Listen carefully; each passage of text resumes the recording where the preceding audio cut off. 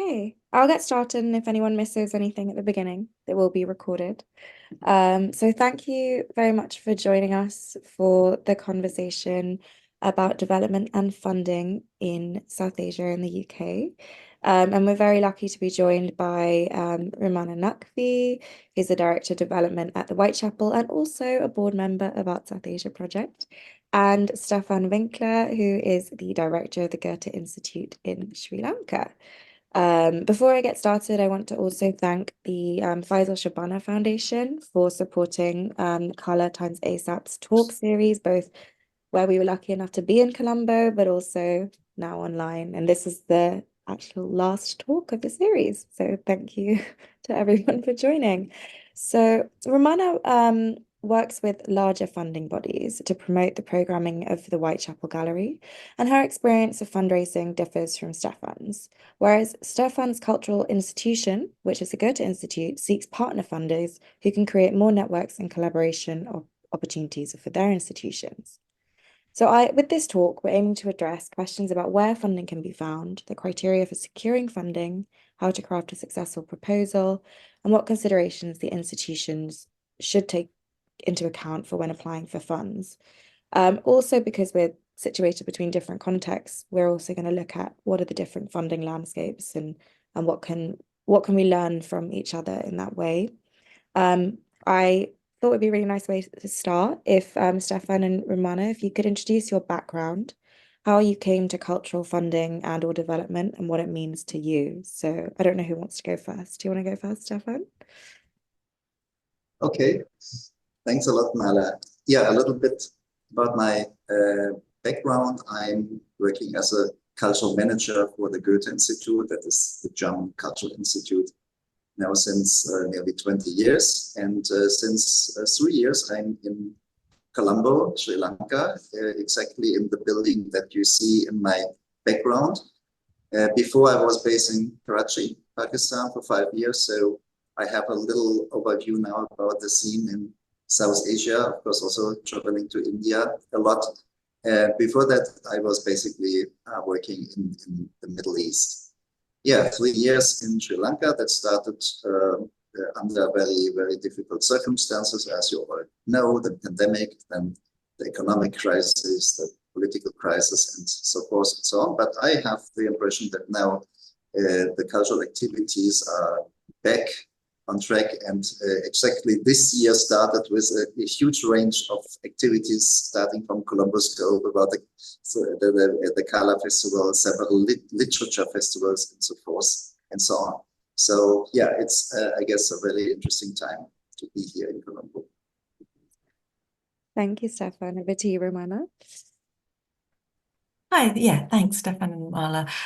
So just to say, I think my background is probably slightly, people might recognize it in various ways. Basically, I view myself as an artist and wanted to be an artist, but my parents were like, no, you can't do that as a career. You need to find a proper career. That's not going to fund, you can't fund yourself that way.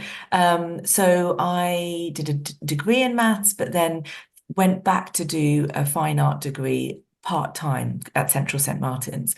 But to fund my way through, I thought at the time before I was in the art world, I thought, oh, you're either a curator or an artist, and artists don't make so much money, so I'll be a curator, which is why I thought I'll work in an art institution. And my first job was at a small arts institution in South London called the South London Gallery, and it's a publicly funded institution, and that really opened my eyes to actually what the art world it includes and is like. And I realized as I was working that, yeah, making a living as an artist is challenging, but that the institutions, I always basically was able to find a job within the institutions, and I basically fell into fundraising because I enjoyed meeting people and talking to people and getting them to support the work that we were doing. And so from the South London Gallery, I moved to the Photographers Gallery, where I worked. So my job at the South London Gallery was entry level. I was the gallery secretary, but basically the person on the front desk, reception. And then I moved into the Photographers Gallery and looked after their membership scheme, which was low-level donors, you know, giving money for benefits, coming to the private view and things like that. And then from there, I moved to the Whitechapel Gallery, where I really started specializing in what an area called individual giving, individual fundraising. So that's fundraising from individuals, so patrons, members, major donors. And I really enjoyed the major donor work. So that's what I sought when I moved to the National Gallery and the National Portrait Gallery. So much bigger national institutions in the UK, but really garner a lot of support from individuals and high-level gifts, and was really excited by that. And then after that, I've recently moved back to the Whitechapel, but now I oversee the department, the fundraising department. So that's my whistle-stop tour. Thank you so much, Rummana and Stefan. And I will also say Rummana is a board member of ASAP. So not only is she experienced with getting funding, she's also experienced with helping us fund our projects.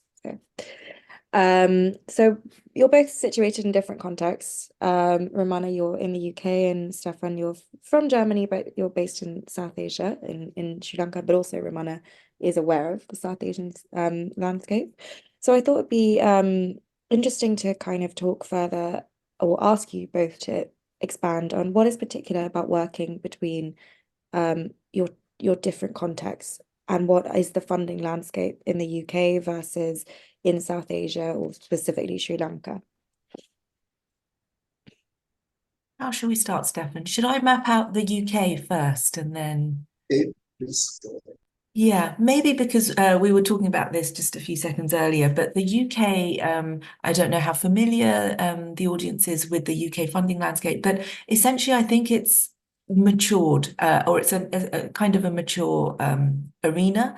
I'd say America is probably still more mature than us, and very funders there are very experienced and knowledgeable and used to kind of that funding. But in the UK, just to map out for those of you that maybe don't have that understanding, we have different kind of sectors, really. The first is we do have public funding from government, and that can either be directly from government. So, for example, our big national institutions like the National Gallery, the V&A, the British Museum, they're funded by the Department of Culture, Media and Sport, so DCMS as we call them. And that is directly funded, that's funding direct from government. So basically, if you join one of those institutions, you become part of, you become a civil servant, essentially. And you have to do all those checks to be one of the workers there. But we also have another body called the Arts Council England, and that's kind of a body that gets funding directly from the government, but they have slightly more autonomy. So they're like a quango that then distributes their funding to smaller arts institutions across the UK. And they do have criteria that is sometimes set by government. So recently government had said to them about levelling up. They wanted less funding concentrated in the major cities in the south and more up north. That our government was having a whole levelling up kind of agenda. But so we also have local councils. So this is all statutory funding. So for example, each borough that you're in the UK has a local council, and they often support their local institutions and support arts in the region. And that's through applications. You then have a whole other set of bodies called trusts and foundations who you can make applications to. So similar to Art South Asia Project or Garfield Weston or Claude Duffield, these are big foundations that have been set up usually by individuals, but often many, many years ago. And they have a board of trustees. You send applications. They have quite rigorous kind of funding deadlines where you make applications with your projects and proposals. Their board of trustees sit and basically decide on who to get the funding and how to distribute the funds. So those are trusts and foundations. You have individuals, which is the area I was talking about. So that's from your low-level members to patrons, but also so people giving £1,000, say, a year, and then being invited to private views, getting tours to artist studios or collectors' homes, those kind of schemes. to major donors. So people that, you know, when you see somebody's name on a building because it's the Blavatnik wing at the Tate, for example, that was funded by an individual. And then finally, there's the corporate entities, and that can be sometimes commercial galleries. Again, the UK has got quite an established commercial sector for artists, but also corporates are often interested in funding things. We were talking about the BP Portrait Prize that was at the National Portrait Gallery. It's recently changed its name, but you know, a funder such as BP giving money so that they can get headline title sponsorship. So that's basically the UK. And Stefan? Yes, so the Goethe-Institut is a so-called National Cultural Institute. You can compare us with similar institutions like the British Council, Alliance Française, or Institut Français, or the Spanish Instituto Cervantes. And while all these national cultural institutes are working in a little bit different way, or are in a different way attached to their governments, we all have actually a common aim, that is strengthening the collaborations and connections in the fields of culture, arts, and education.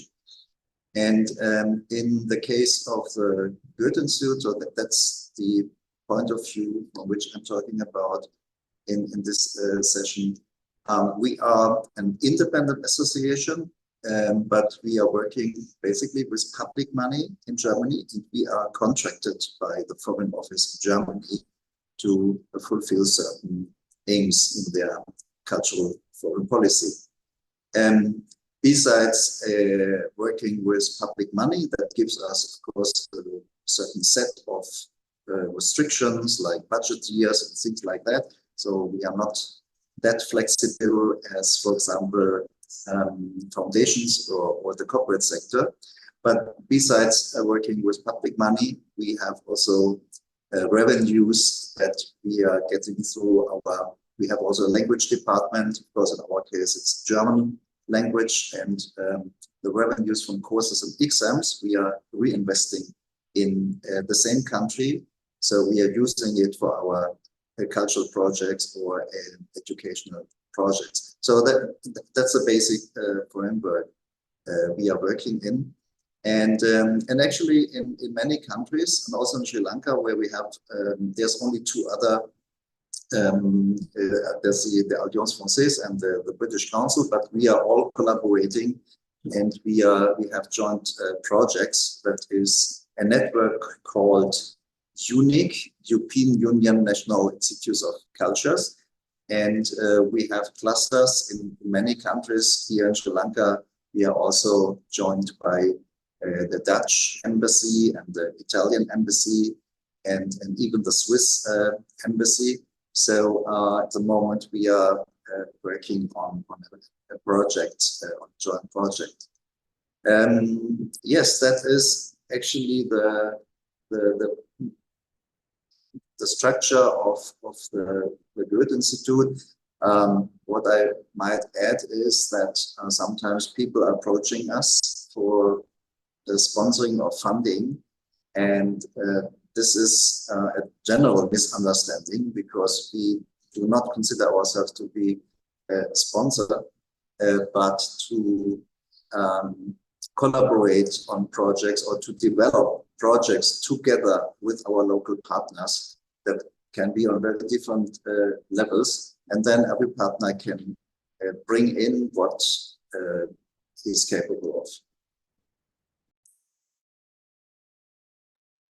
I was going to add, I think that's really interesting, because it's that idea of partnership and funding, and basically how one enables projects to happen. And this was something I was thinking as part of Art South Asia project, which is particularly recognizing that, say, in South Asia, it's not quite as mature a landscape, but that, you know, because also talking about the mature landscape, there's also, you know, a very set, you have art schools, you've got, you know, you've got art in schools, then you've got universities with art colleges, then you've got basically small galleries where if experimental artist-run galleries, then you have larger galleries like the South London Gallery, but where, say, a young artist would show there's just one gallery space. So an artist would come and have an opportunity to show a small body of work, but they don't need to have a massive, back catalogue of their practice. And that's where they can start being shown and start being seen. And then once they've more developed within their practice, they then can have a show at, say, like the Whitechapel, which is a medium-sized institution, or like the Serpentine, and then eventually they'll be having a show at the Tate or the National Gallery, but those, by that point, the artist usually needs to have had a lot more experience, a lot more traction. And it's that whole landscape of how artists and cultural practitioners can get exposure. And I think we're recognizing where Art South Asia recognizes that the South Asia context might not have quite as established. It's how do we give the voice to those people? How do we platform? How can we do that? And I think that's what you're talking about, Stefan, is working collaboratively to really enable those projects and voices. Exactly. And it also, if I want to somehow define the landscape here in Sri Lanka, we have to say, of course, there are only few opportunities, there are only few galleries. There is actually the state sector is absent in supporting culture. That was even the case before the crisis. Now, of course, there are other priorities. There is sponsoring and funding through the corporate sector that is existing, but the whole landscape is it's quite limited. Therefore, the role of national cultural institutes are somehow maybe they are more important than in like a Goethe-Institut in Italy or in Britain, which is also, of course, a bit sensitive, I would say, that sometimes artists or cultural practitioners do not see or do not find any other opportunities than coming to the national foreign institutes. But we are aware of that, and as you have mentioned, a collaboration always seeks where is the meeting point of our interests, and from that point we can start and we can take it further. Finding the meeting point is 100% where with ASAP, with our partnerships, how we try and work, and then it's finding the meeting point with a partnership and then finding more funding. So I definitely relate to what you both just spoke about, and something we spoke about earlier, which I think is an interesting point, is, and especially in terms of the maturity of landscape. Sorry, thank you. Is to kind of talk about the role not only that cultural institutes play, but also that private patrons and individuals play in South Asia, that they play a different role to what they do in the UK or in Germany. And I think it's interesting. I think it'd be really interesting for the audience if you could both kind of explain and unpack what private patrons do in South Asia and how important they are. Should I begin with that? I suppose I was going to say that one of the things that we haven't necessarily, but I think Stefan can touch upon this better than me, is he was kind of alluding to it because of the kind of pressure on funding now, particularly given all the crises that are happening. There's also a differential to be made, and maybe Stefan, you want to talk about this first, between development, which in the UK, development basically means fundraising, particularly in in cultural institutions like theatres and visual arts galleries. But I think in the general context, and particularly in the countries of South Asia, development has a slightly different context. Stefan, do you want to expand on that? Yes. And then come in? Yes, right. So I understand that the nature of our institutions is quite different from what organizations that are working in the field of, international cooperation, development, aid, and so forth are doing. They also are working in the field of culture sometimes, but usually it's always, an approach that uses culture for and then something, raising awareness for gender issues, bringing peace and reconciliation, etc., etc. I do believe that culture is tackling all these very relevant subjects relevant in a certain society. But we as Cultural Institute, we do not come into a country and say, okay, let's do something about peace or gender awareness or environmental issues, and then we use culture to do that. That, in my opinion, often leads to this type of culture which is somehow mediocre, but you have to acknowledge that it's for a good aim. So that is this approach is different from ours. And the other approach, also what sometimes embassies are pursuing, is what is called nowadays public diplomacy. We also do not see us in this field. It does not mean that we would not also sometimes showcase, because sometimes we might be convinced that a certain cultural event is interesting to bring it from Germany to Sri Lanka, for example, is interesting for a certain audience. But yeah, the whole framework of public diplomacy goes showing only the positive sides of another country is also something that we do not pursue. Mm. And I think this is where, sorry, it was a preambling way of No, saying, it was good. where I think individuals really do, because you do find, so the cultural institutes really want to champion, as Stefan's saying, in this way, but then also there are the private funders and individuals. So an example I would maybe can think of that comes to mind is the Samdanis, who have the Dhaka Art Summit in Bangladesh, where they really, do want to champion their region, and they do want to bring something and believe in culture in that way. So I think because often what you do find is that with private funders, if they can give to, say, something slightly more development in the traditional sense that Stefan's, water or, water aid or something like that, then you can see why they might choose to maybe really fund those kind of projects, and the visual arts might not seem as, or the arts might not seem as compelling. But this is where we've started to see lots of, private funders really have come in and stepped in and are able to.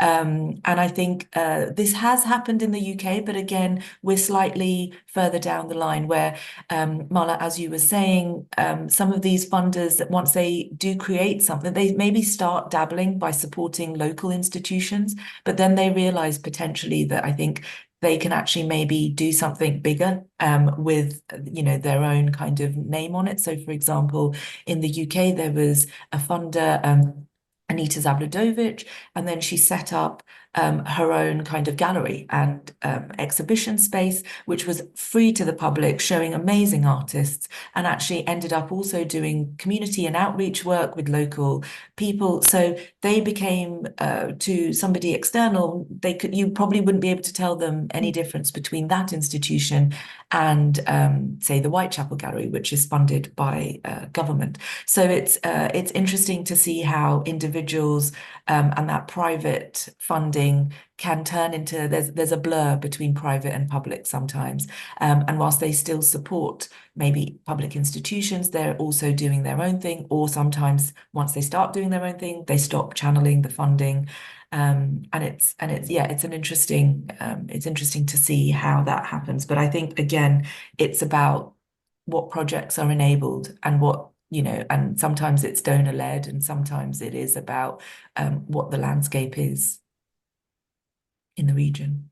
Yes, you're right, Rummana, and I think it takes always time to develop a certain landscape. And of course, I would welcome if there are more sponsors more support from the corporate sector here in Sri Lanka.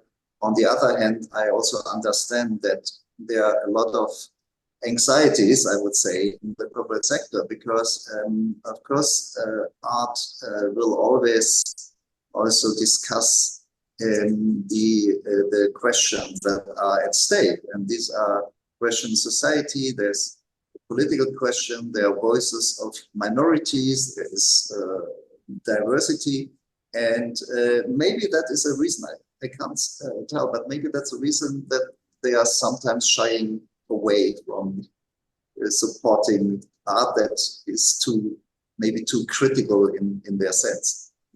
But that's what art is for, right?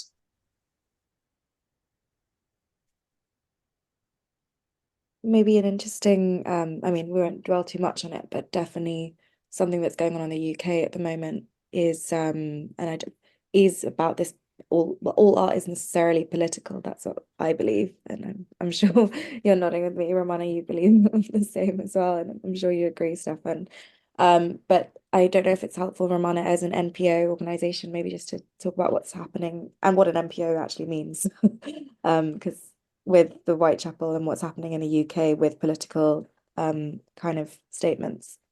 Yes, I mean, it's all I can say is I'm not quite sure. I think we're still in the middle of it. And basically, I think what's been happening, exactly as Stefan is saying, with what's happening in the broader world, we are publicly funded. So by the Arts Council, the Whitechapel is not directly funded by our government, but through the Arts Council. And so we are what is called a national portfolio organisation, which means we have regular funding, and we have it for a fixed term for 3 years. As in, we've always been, but they renew their funding every 3 years. So we are a national portfolio organisation. And the Arts Council has, in the last week and couple of weeks, they have been releasing statements about what's been happening in the war, in the situation in the Middle East, and because some institutions have made statements, what's been interesting is that it's been compared with there's questions as to why this is happening now. It's not just necessarily what's happening in the Middle East. There's other things in terms of, for example, there have been questions of other organizations. I understand the Royal Society for the Protection of Birds, so the RSPB. There was questions about them making statements about climate change and how that affects obviously you would think it was quite natural for them to be thinking about that in terms of habitation for birds, but it's these kind of questions that I think there's a directive coming down from government, or there's perceived to be, about what institutions can and should be saying and can't, and where they might be veering into controversial areas. But again, it is interesting given and people are making comparisons to what happened when there was the war in Ukraine, and what institutions were able to do then, and what maybe they aren't able to do now, or are being indicated. I don't think anyone's saying you can't do anything at the moment, but I think they're talking about looking at and being careful about. So yes, I don't know, Mala, if I've really gone. No, it's really helpful. I think also even in the context of the German landscape is even more tricky, with a lot of artists' shows being cancelled for statements. So I mean, I don't want to dwell on it because it's a bit depressing, but it's also a huge part of funding and understanding our cultural landscape. And I don't know if, Stefan, you wanted to add anything before we go into more nitty-gritty how-to kind of session. Sorry, Stefan, do you want to add anything on that? No, it's absolutely right. It's to come to Germany, it's a very difficult situation at the moment, especially for public funding, because public funders have to justify themselves with certain political statements made by the artists or other collaborators. And there is a permanent and daily discussion about that. I am personally against cancellations of shows and and talks that happened in Germany. And but I also understand that that is a very sensitive topic in Germany from many point of views. And as you have said, Rummana, there's also directives in Germany coming from the government. And of course, all institutions that are working with public money have to consider this. And we have also, of course, that's not a secret. Of course, we have also very intensive internal discussions. And so we are very well aware of that situation. It's not easy to navigate. Thank you. I think it's important to set that scene really as well in terms of the context we're working within. And I think both of you have just, I know we spent half of the talk on it, but I do think talking about the context and the cultural landscape is really important to kind of go into the nitty-gritty of what fundraising and what support means. So I'll actually kind of move my questions onto more of a how to approach now.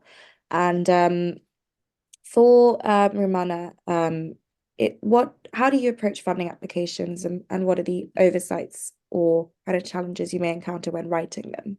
I think is an interesting kind of question to you. Yeah, so again, and I think I'll talk broadly now as Director of Development. So the areas that within our team we look at are, there is corporate funding we're looking at, there's trust and foundations funding, we're looking at individuals, and we're looking at statutory. So these are the kind of pots that we're always thinking about, is that where might we be able to find funding? So we are funded partly by Arts Council, as I've outlined, but then we have to raise about 1.3 million ourselves. And so that comes from these different areas. And what we tend to do is think about the projects that we want to have coming up. So we have exhibitions at the gallery, but we also have work with local communities, and it's called our outreach and learning program, or education. We also have public talks and events. And then we've also got the building as well. So there's things that we can do with the building. So we're always thinking about, first of all, the funder. What's the criteria of the funder, whether it be a trust and foundation or corporate? What would be their motivation to give? Really understanding our project and why or how that might align with their with what they're looking to do and achieve. And this is slightly different to probably the Stefan partnership model, whilst it then veers into that. Sometimes at the moment, I'm talking purely about that very clear funding requests. And so, yes, so we think about what the project is, what are the outcomes that we're hoping to do, really defining a budget really clearly so that we understand what we will be requesting and who else and where else we're going to get that funding from. And so usually it's about really having clear articulation, or what we call a case for support, as to why, thinking through what you might offer the donor, or what they might receive. So if it's an individual, do they get their name on, within a pamphlet that gets published around it, or, do they get their name alongside the exhibition when it goes up, or if it's a trust and foundation, they often aren't allowed to have benefits as such in the traditional. So the ones that have the most benefits tend to be corporates. Individuals sit in the middle. Trusts and foundations, legally, because they're charitable institutions, they can't really ask for benefits. However, acknowledgements is fine, and inviting, always keeping the donor engaged in your project and thinking of ways to bring them in, and communicating what their gift has enabled or what they have supported. And, that's always really important. And that can either be, so for example, we've just opened a new exhibitions in Ebsadira, and for some of the funders, we invited them on a tour before the exhibition with the artists to hear about the work. So it's just ways for them to feel engaged and understand what their money's going towards, I think.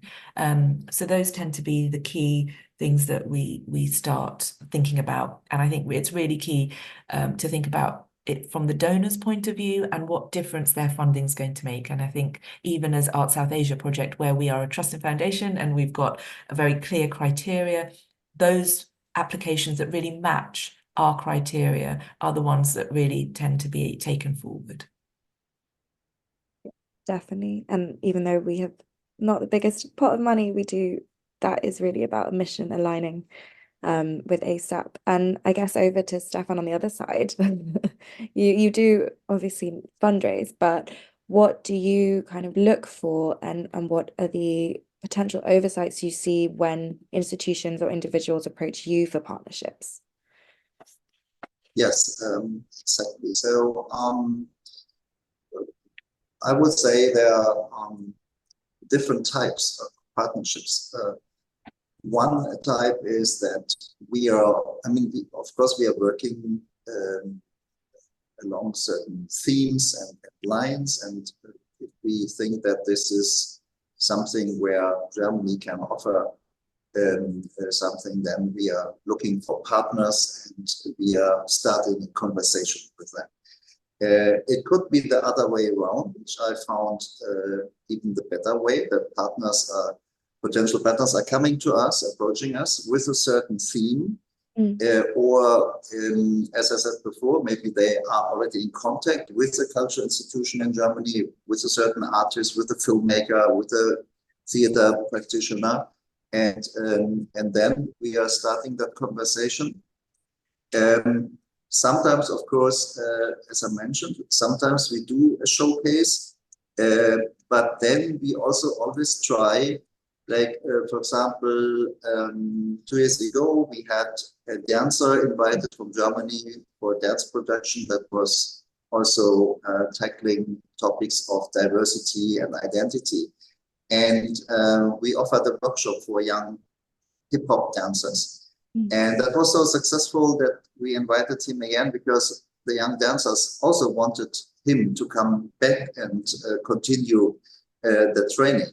So this is always, of course, a hope. We are bringing people together, but we can't plan what is coming out of it, if it works or not. And then that are always the happy moments in our work, when something is coming out of this, or sometimes even completely independently from the Goethe-Institut, because they found other funding in Germany, other partners, or people are sometimes then getting invited to Germany.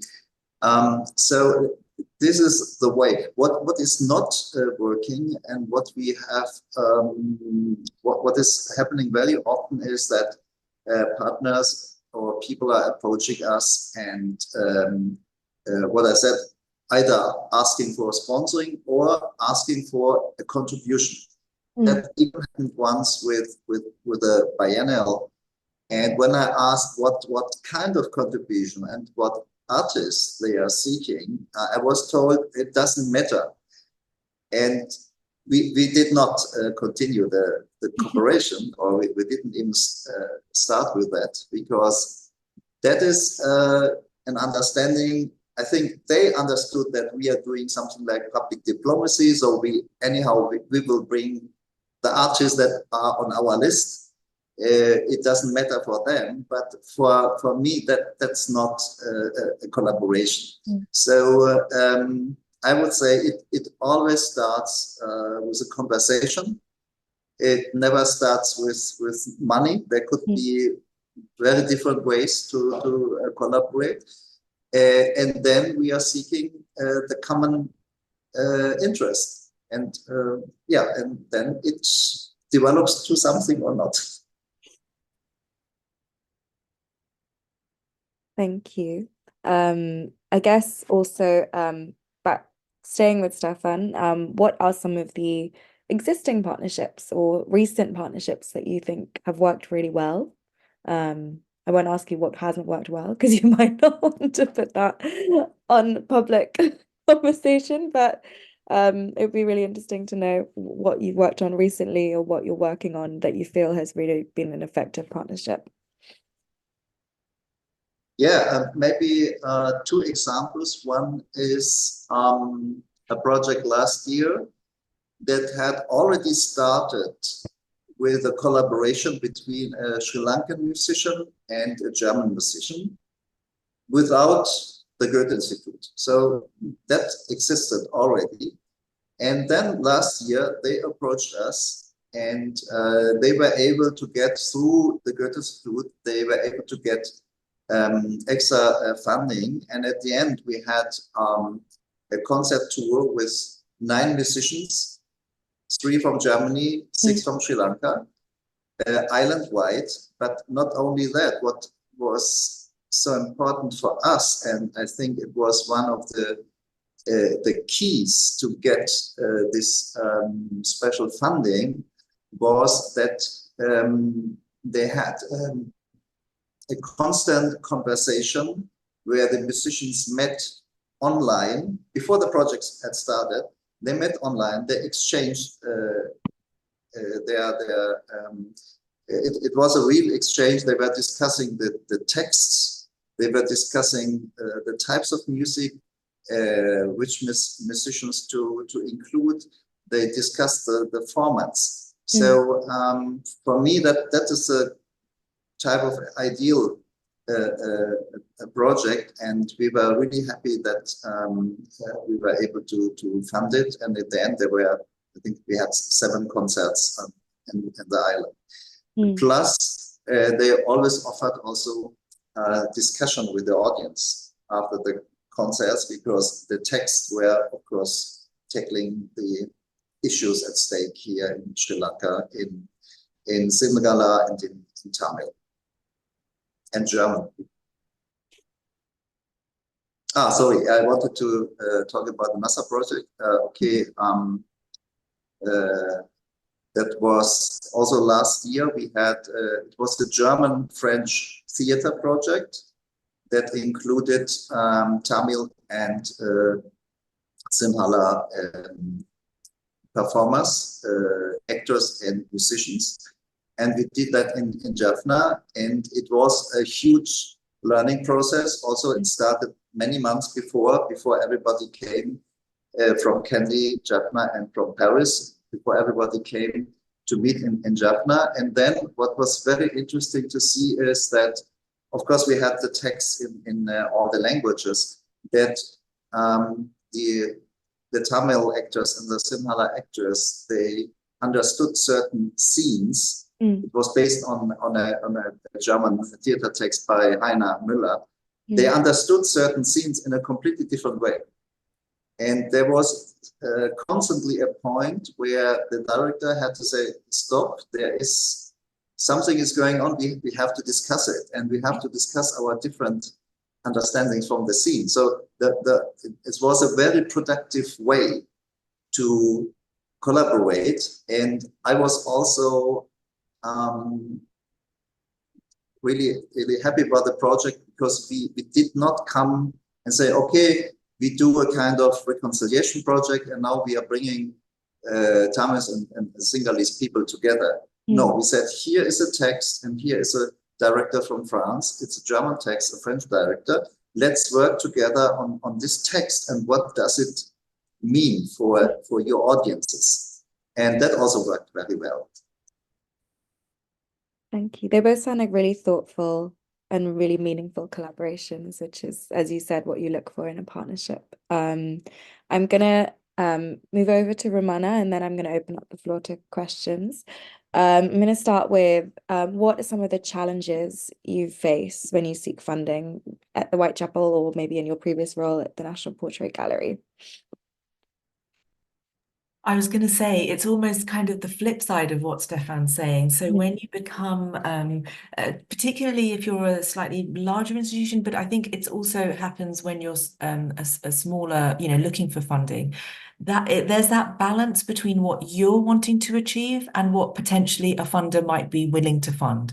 And I think sometimes, particularly in the development department, we can get carried away with, say, either a corporate or a partner. You start the conversation, and as Stefan says, it starts to, grow and to become bigger, and can be quite exciting.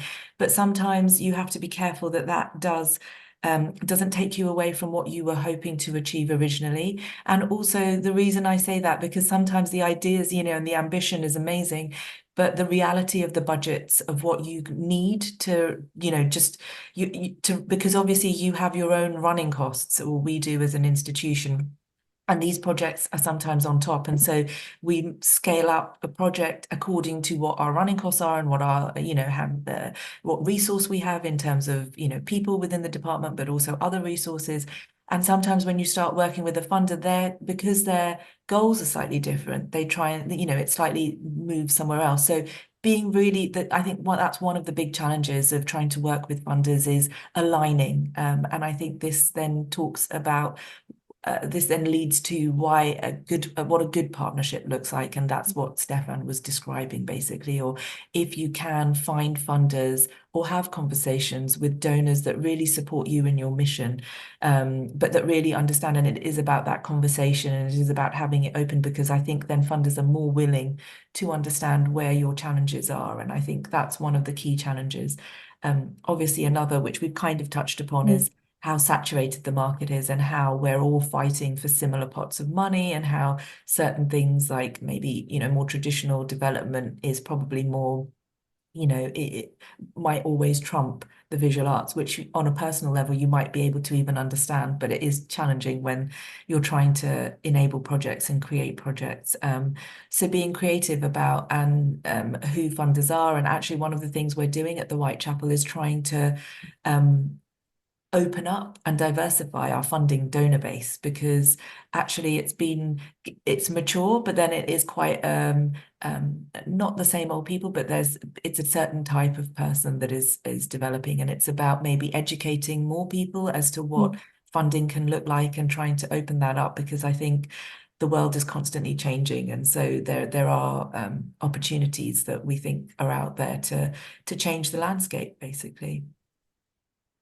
I think definitely a lot of museums, they have young patron programs, and that's kind of the education into what you're saying, much bigger giving. And if you start with that 1,000 a year, you might eventually end up giving, let's say, I don't know, 20 or more, ideally. And I think also just talking from our perspective at ASAP, as you said, Rummana, you've got staffing costs, we've got staffing costs. And one of the things we always struggle with when we're applying for funding is a partner or a funder will want to fund the big, wow, showy project, but then they're not so interested in funding the staff who actually make the project happen. So it's kind of like navigating that. And as you've said, it's an education process for the funder as well, because we can't produce projects without the team to do it. So it's like a constant juggling. And within applications, one of the things I would advise is, if possible, there's some funders who clearly state you can't do that, but adding those overhead costs or on cost into the application just as a proportion, because the reality is, as you say, the project might not be able to happen without the staff there. So that is a core part of the thing. But I think it is, yeah, some funders are more open to it than others, essentially. Definitely. And on a more positive note, away from the challenges, I know that Rummana, you've had some big wins recently at both Whitechapel and National Portrait Gallery. What are some of your highlights of your development career in recent past, maybe? Yeah, so I might start with, we recently won the Freelands Award for this year, for 2024, which is basically, Freelands is an organization, and one of the things they initiated was a major exhibit supporting overlooked women, basically, because they did research and realized that there's still quite an imbalance in between men and women in terms of big shows, commercial representation, and therefore the ramifications of that. And so they had set up this award and a prize for an exhibition of an artist who has been overlooked or might not have had the recognition. And we applied with an artist called Joy Gregory, who we will be showing in 2025. She's a photographer and has been working prolifically since the 80s, but because her work isn't quite, whilst she is of African heritage, but she's British, but because it's not explicitly about identity in that very explicit way, and it's very about photography and the medium of photography, she may not have necessarily had quite the focus that possibly other artists have had more success because they're being more explicit in terms of some of these conversations. And we were delighted to have won that. So that was quite a significant award. And then just to say, yes, I think, and this is where development and not being an artist, but doing what I do. So at the National Portrait Gallery, we had basically a major capital campaign, which was a redevelopment of the building. And I was part of the team where we secured a really major donation for the Blavatnik wing. So as I mentioned, Sir Leonard Blavatnik, who supported the Tate with one of their additional wings, was very interested in the gallery and had a long partnership with us. But to really excite him and, about, and his team about naming a part of the gallery and what that would include was really exciting, because that was quite a significant major gift. Amazing. Oh, I think we have a question, but I'm just gonna say thank you to both of you for giving so much insight now, and then I'm sure there'll be some more insight from the questions. Please do write your question in the chat if that's all right, just for ease of sound. So I think Anania's put her hand up, but if she doesn't mind just writing her question in the chat, it's just a bit easier for us. But yes, I mean, both of you have achieved huge things, both in your respective institutions and in your respective locations. So it's really been an honor to hear from you both and to learn from you both. And I feel very lucky in ASAP to get to learn from Rummana regularly. I'm sure we'll get this question soon. I feel like Ananya is writing it.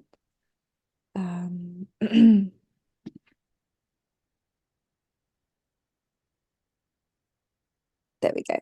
So how do you see the funding landscape evolve with the integration of emerging technologies in artwork or in the visual arts? I don't know who wants to take this.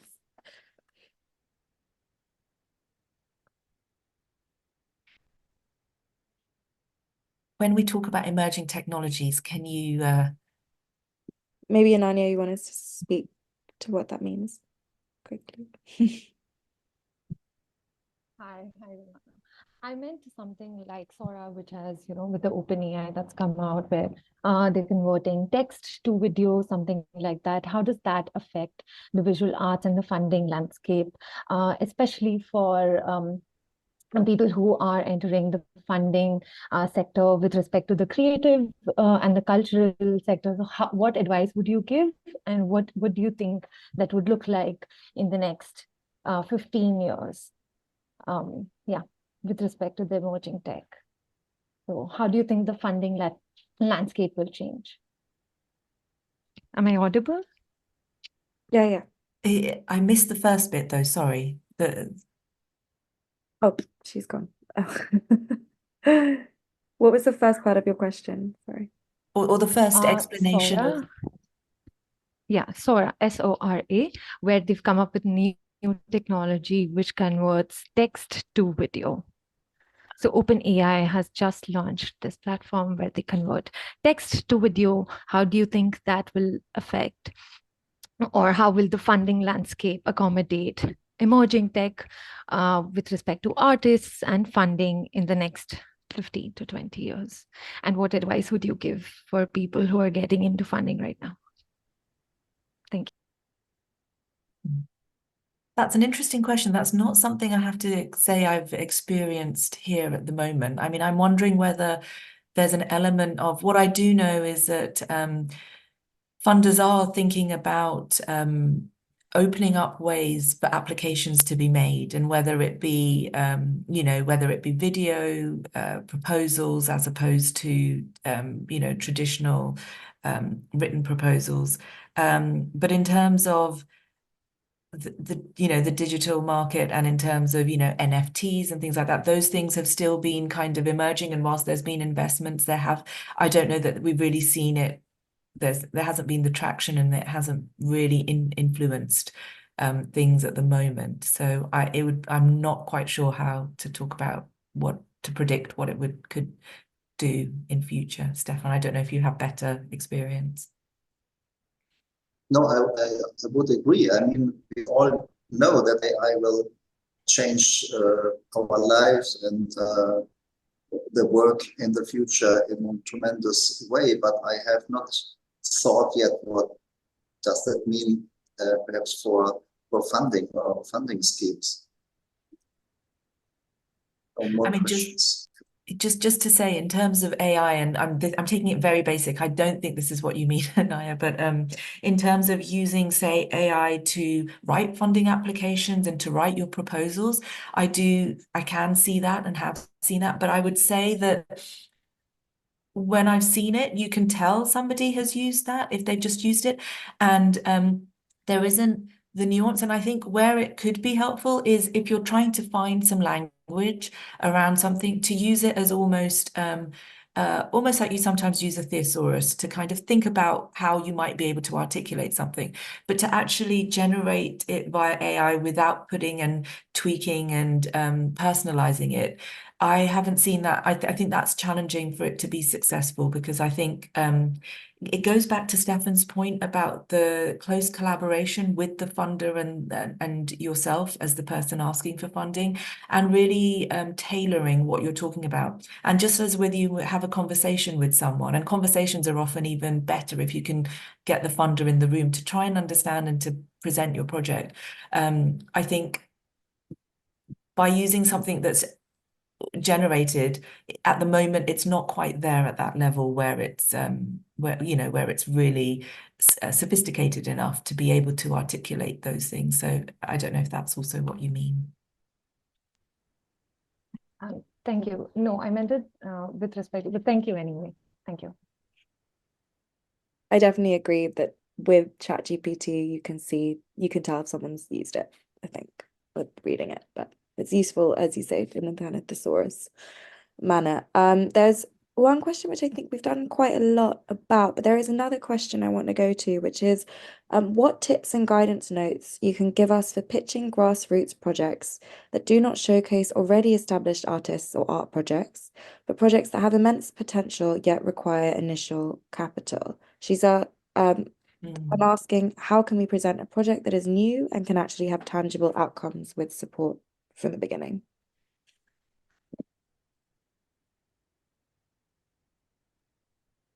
Stefan? Yes, maybe I can say Yeah. something about that. I would always advise before approaching any funding institutions to get as much information as possible about their approaches, their schemes, their budgets, the themes and the lines they are working on. And I think so-called unsolicited letter will not lead to anything. I mean, I'm sometimes getting letters of support where I'm addressed as the director of the Goethe-Institut in Bangladesh or in Vietnam. So the copy and paste, unfortunately. So that makes not much sense, of course. And I think that information is very important. And then it is possible. I mean, for example, we as Goethe-Institut, we have only a very limited scope of calls. We had in the recent years, we had a scheme together with the Prince Claus Fund in the Netherlands, but now they will continue on their own. And if those calls coming out, from my experience, I would say if there are 5 criteria mentioned and you think your project will meet only 3, then it's already quite difficult to get the funding. So and this is exactly the difficult way to navigate. On the one hand, one should meet all the criteria. On the other hand, you do not want to write a project exactly according to the criteria of the proposal. Yeah, I guess that's the advice I would give.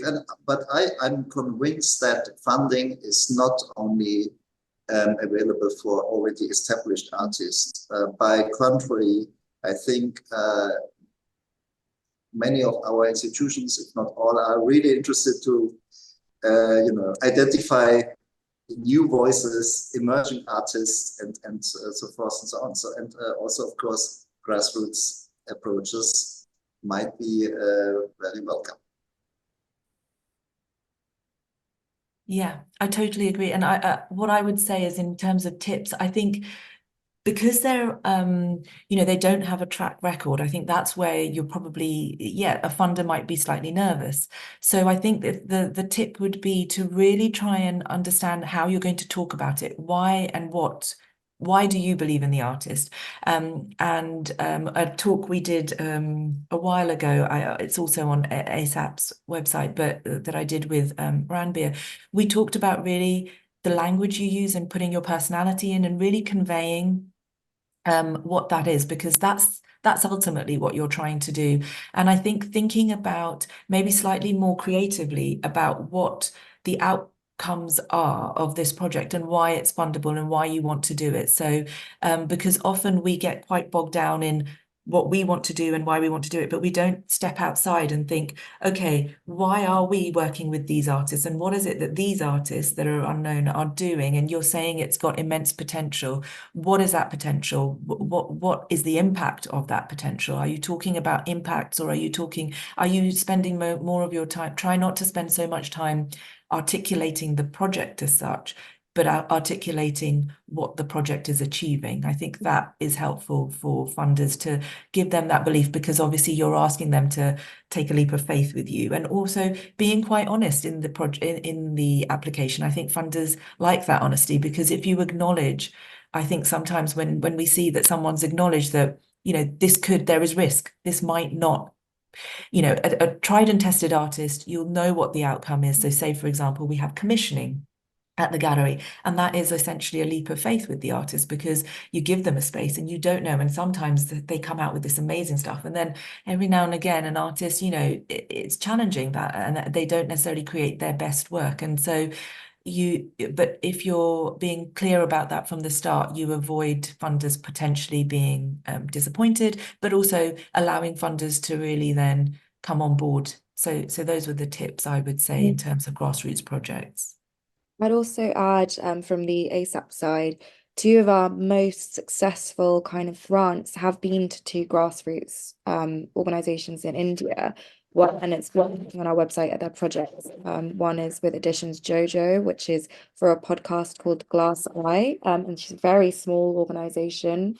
I think it's 1 person based in Bombay. And then another one is with a wonderful artist researcher based in Bangalore called Chinar Shah, who put together a whole project on research into artist-led institutions called Home Sweet Home.